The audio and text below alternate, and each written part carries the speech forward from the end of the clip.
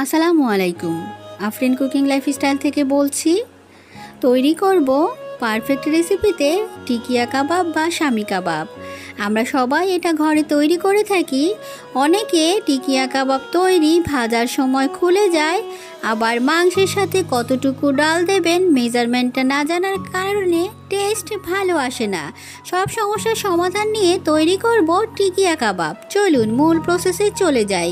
1 KG মাংসকে ছোট করে টুকরো করে নিয়েছি। 200 গ্রাম বুটের ডালকে ভিজিয়ে রেখে দিয়েছি।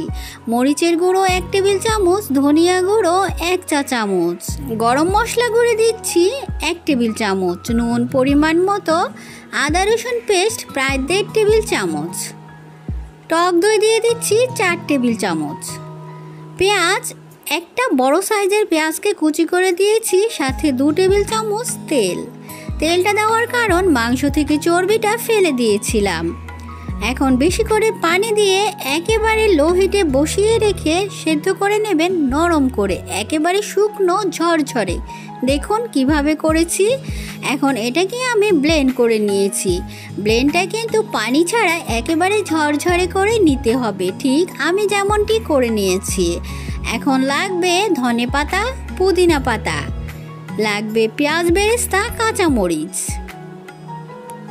চলুন ম্যারিনেশনটা দেখে নেই। ব্লেন্ড করে রাখা মাংসটাতে দিয়ে দেবেন ধনেপাতা, পুদিনা পাতা, কাঁচামরিচ আর পেঁয়াজ বেরেস্তা, সাথে একটু টেস্ট বাড়িয়ে দেওয়ার জন্য টমেটো সস, সাথে দিয়েছি 1 টেবিল চামচের মতো বারবিকিউ সস, গোলমরিচের গুঁড়ো 1 চা চামচ, আরও কিছুটা নুন দিয়ে প্রথমে একটা ডিম দিয়ে খুব ভালো করে মিশিয়ে নেবেন। এই কাজটা কিন্তু হাতের সাহায্যেই করতে হবে, কারণ আপনার মেশানোটা যতটা ভালো হবে টিকিয়া ভাজার সময় ততটাই ভালো রেজাল্ট পাবেন।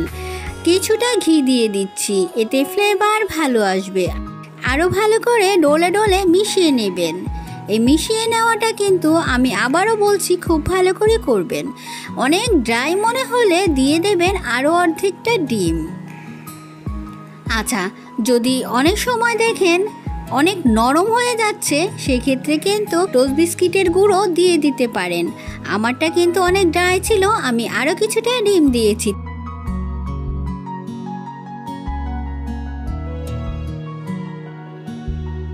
এখন আমি কাবাবগুলো তৈরি করে নেব। একটু হাতে ঘি বা তেল মাখিয়ে নেবেন, এতে তৈরি করতে খুব সহজ হয়ে যাবে। দেখুন পছন্দ মতো লেচি কেটে তৈরি করে নেবেন টিকিয়া কাবাব। একে একে সবগুলো আমি তৈরি করে নিয়েছি।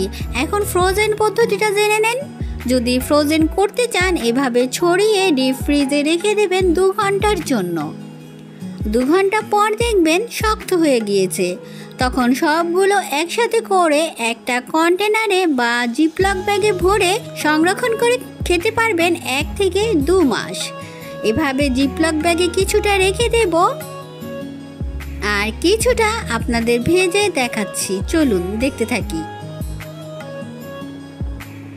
ডুবো তেলে ভাজলে টেস্ট ভালো আসে, খুলে যাওয়ারও সম্ভাবনা থাকে না। তাই তেলটাকে খুব ভালো করে গরম করে টিকিয়াগুলো ছেড়ে দেবেন। প্রথম অবস্থায় খুব নরম থাকবে, নাড়ানাড়ি করতে যাবেন না। একটা সাইড খুব ভালো করে লাল হয়ে যাওয়ার পর উল্টে দেবেন। গ্যাসের ফ্লেমকে কিন্তু একবার কমানো একবার বাড়ানো যাবে না, সেক্ষেত্রেও টিকিয়াগুলো খুলে আসবে। বরাবরই এক ফ্লেমে রেখে টিকিয়াগুলোকে ভেজে নেবেন। উল্টে পাল্টে ভেজে নিতে প্রায় 8 থেকে 10 মিনিট লাগবে, কারণ সব কিছু কুক করাই আছে। দেখলেন তো কত সুন্দর। মেজারমেন্ট যদি ঠিক রাখেন ডাল আর মাংসর, আপনার টিকিয়া কখনো খুলে আসবে না, আর খেতেও কিন্তু দারুণ হবে। পছন্দ মতো লাল লাল করে ভেজে নেবেন। যদি সহজ রেসিপিতে আমার এই টিকিয়া কাবাব বা শামি কাবাব ভালো লেগেছে, অবশ্যই বাড়িতে বানিয়ে নেবেন। ভিডিও ভালো লাগলে একটা লাইক দিয়ে দেবেন। চ্যানেলে নতুন হলে চাইলে সাবস্ক্রাইব করে পাশে থেকে যেতে পারেন। সবার সুস্বাস্থ্য কামনা করে এখানেই বিদায় নিচ্ছি। সবাই খুব ভালো থাকবেন। আল্লাহ হাফিজ।